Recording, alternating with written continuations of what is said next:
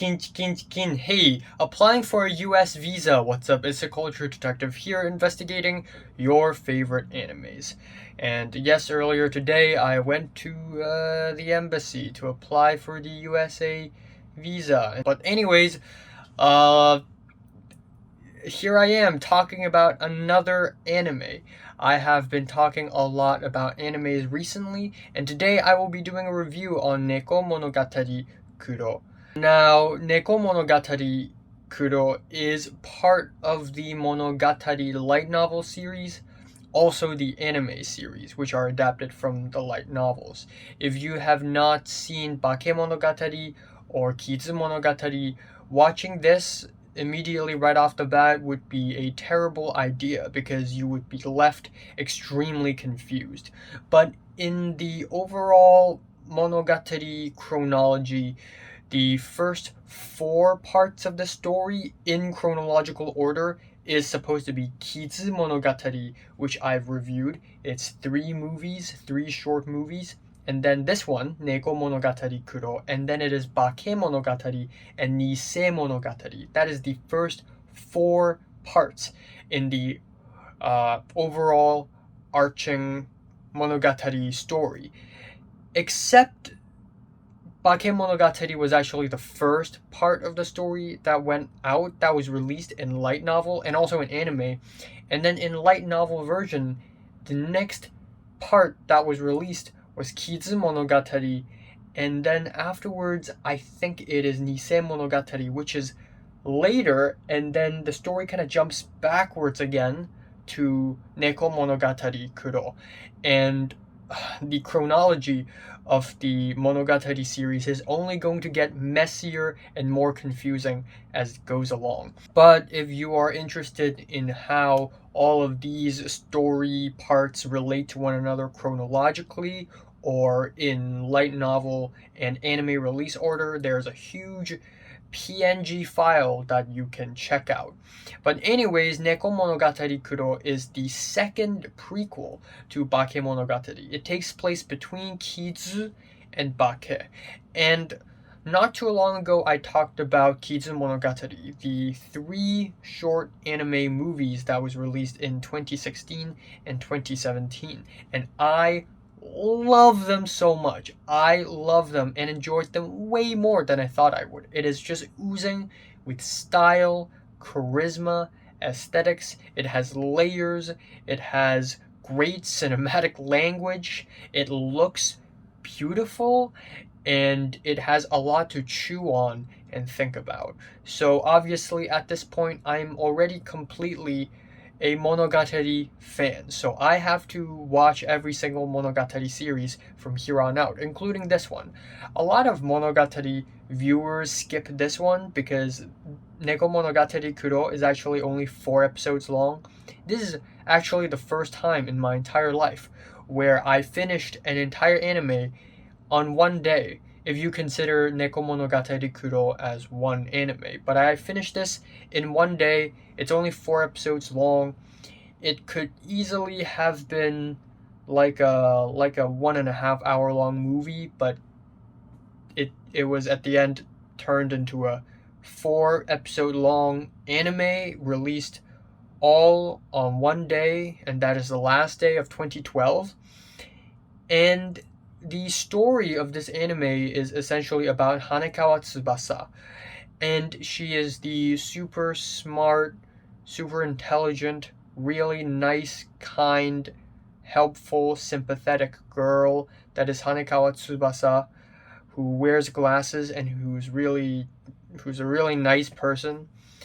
And this anime fleshes out her character and sort of expose her dark side. But saying that this story exposes her dark side is underselling it, because calling it a dark side would be a little bit misleading. I actually find it kind of fascinating how Nishio Ishin, the writer of the light novels, decide to put Nekomonogatari Kuro or release Nekomonogatari Kuro after Bakemonogatari, because in Bakemonogatari the final arc is Tsubasa Cat, where Tsubasa turns into an evil cat who jumps around the city and kill people, basically, in order to relieve her stress.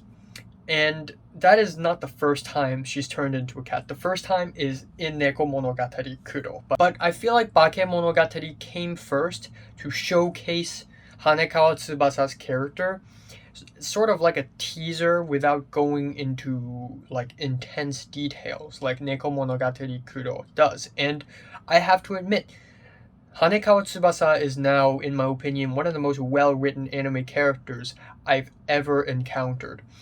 First of all, let's talk about the opening sequences and ending sequences. The opening is Perfect Slumbers, and of course it is sung by Hanekawa's voice actress, her seiyuu, Horie Yui, and it is really good. It is a really relaxing, nostalgic, slow, calming song that is kind of sad, but also really sweet and intimate. The animation is really nice, it's really smooth, and overall it is a solid opening. The ending song is something in the veins of Kimi no Shiranai Monogatari by Supercell, as well as that song by Claris at the end of Nisei Monogatari. So yeah, it's still the pencil-drawn black and white ending sequence with a lot of style, so both the OPs and EDs are pretty good. They're pretty good. And now for the story itself. This is a little bit unconventional because episode 1 is 26 minutes long and episode 4 is 31 minutes long. And then 2 and 3 are the standard 23 minutes long.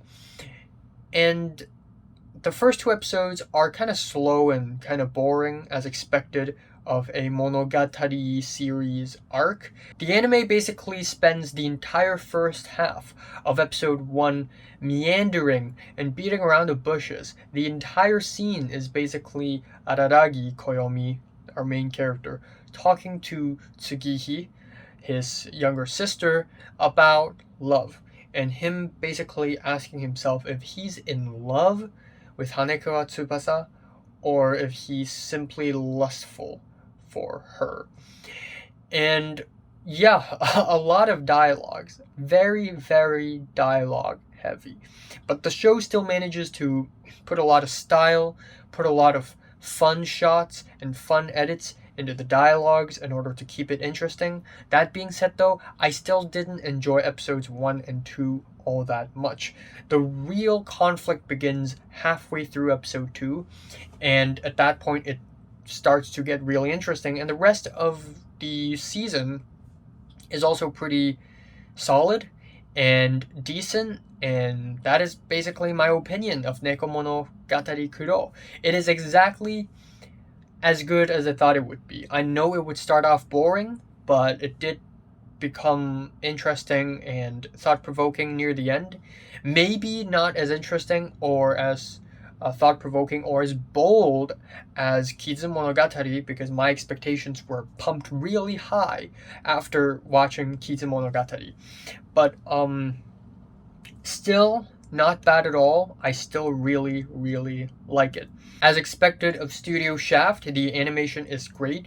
It doesn't have the 3D background rendering like Kizumonogatari does, and I think Kizumonogatari is the only bit of the Monogatari anime where we have 3D render backgrounds and super detailed hand-drawn faces.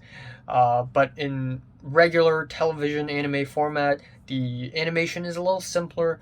But that being said though, it still looks good. The music is great. I'm happy that they reuse some of the soundtracks from Bakemonogatari, and I just really love that soundtrack. It's a friggin' great soundtrack.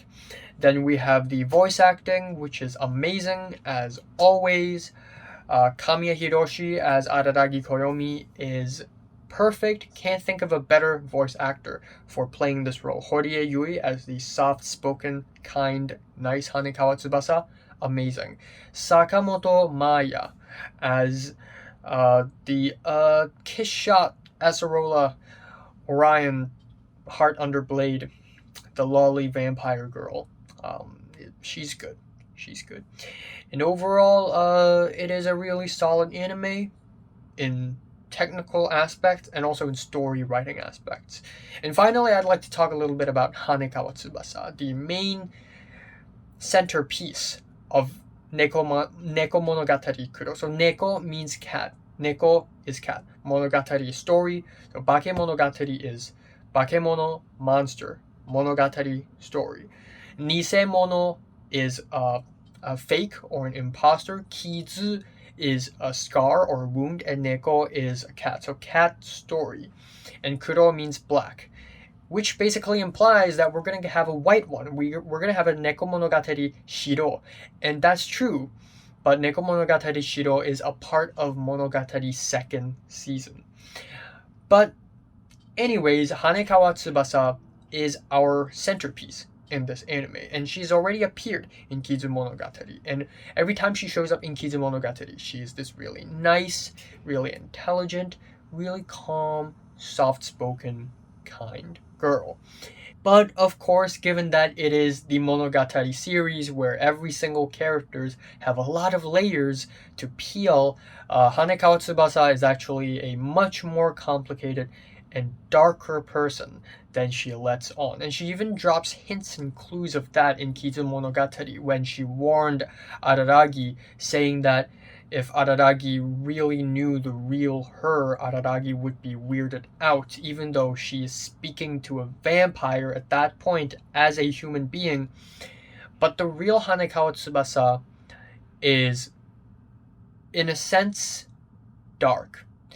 Hanekawa Tsubasa has no family, and the 4 episodes of this anime is Tsubasa Family Parts 1, 2, 3, and 4. Hanekawa Tsubasa's parents at that point are both step parents. They're both foster parents, and she doesn't have any siblings. She's lonely and she's sad all the time. She's being abused by her parents, her foster parents, all the time, and she feels stressed. And again, I hate to say things like this, and I feel like I'm a little bit biased when I say things like this, but stress is a really huge problem, especially in East Asia. I feel like I'm not Japanese. I don't live in Japan, but stress is also a huge talked about topic when it comes to teenager psychology in Hong Kong. It's a huge issue that like all teenagers deal with, and a lot of people take stress very, very seriously because it actually kills. A lot of people die because of stress in Hong Kong, and I can only imagine that in South Korea and Japan and China, it's just as huge of an issue. So seeing the anime deal with stress and how the story revolves around it is just really good. So essentially, Hanekawa Tsubasa saw a dead cat and buries it.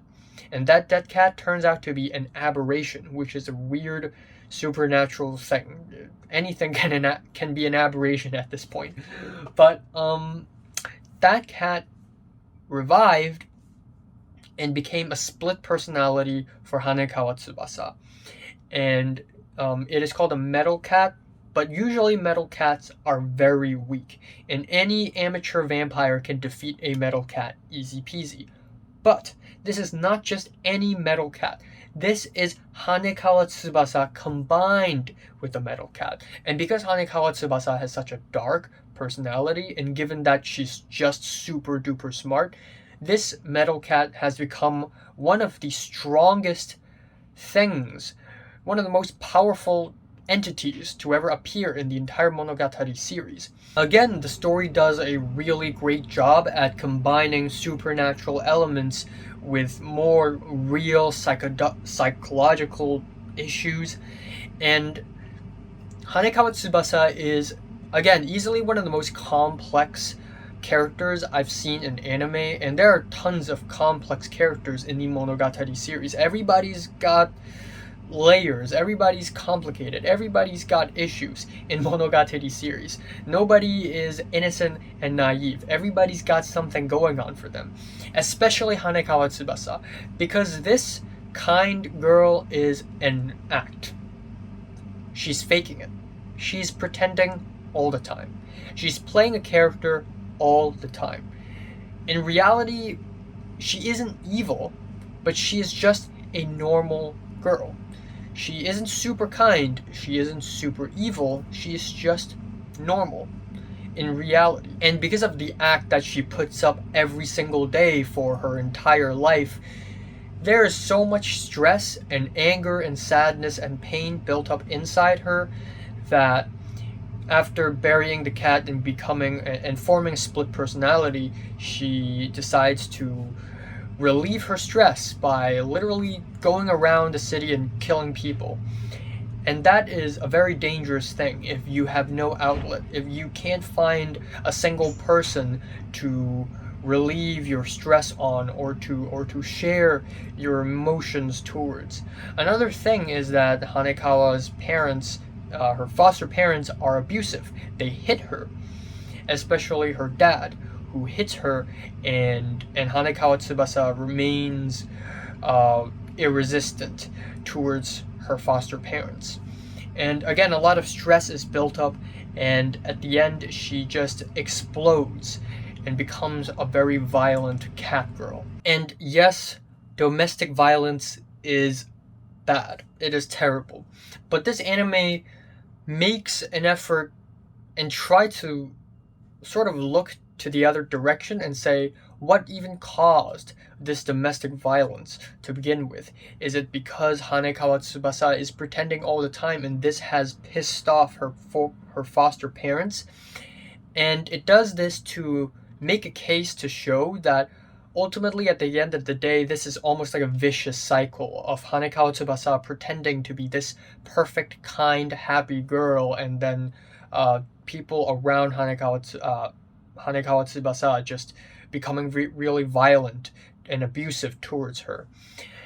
And there's a lot to unfold, and I'm sure that there's still tons of aspects about Hanekawa Tsubasa that I myself am not completely clear on. Thus, we have more Hanekawa Tsubasa in the Monogatari series. We're going to have Tsubasa Tiger, we're going to have Tsubasa other stuff, and I'm really looking forward to it because Tsubasa is a really, really interesting character. In Nisemonogatari, there is a scene where Senjo Gahara Hitagi said that Hanekawa Tsubasa is someone that she worships, even though I feel like we can all agree that Senjo Gahara is also a really powerful and just a badass mean girl in the Monogatari series. Even experts on aberrations like Kaiki Deishu, as well as Oshino Meme, also recognized that Hanekawa Tsubasa is a very dangerous person. So there's a lot to unfold, and I just really love that. And I also really want to talk about the ending, so minor spoiler alert, but at the very, very, very end, Araragi decided to not love Hanekawa Tsubasa and declared that he wasn't in love with her in the first place. We don't know the truth. I feel like Araragi Koyomi is kind of an unreliable narrator from time to time because we're always from his perspective, but he's not the right one. Nobody is right, to be honest. But he basically declares that he's not in love with Hanekawa Tsubasa, which not only goes against the normal school life harem story cliches, which I really like it when anime goes against cliches, but also this is kind of an ending that's very thought-provoking. It leaves a lot to chew on. Like, Hanekawa Tsubasa is best girl, but she's actually not. And at the same time, I feel like Araragi didn't love Hanekawa Tsubasa at the end because he just has so much respect for her that out of respect, he just can't love her. And that is something so real. And it doesn't seem to make any sense, but if you think about it, it kind of does. To some degree, I feel like I felt this way somewhere sometime before, and it's very interesting. So I'm just going to leave it at that. I've talked a lot about this already. I'm giving Nekomonogatari Kuro a strong 7 out of 10. It is a really good one. Highly recommend if you're a huge fan of the Monogatari series. It's not great from front to back, but I still enjoy it for the most part. So, have you watched this one? From 1 to 10, was you rate it, like, and subscribe if you want more, and thanks for watching.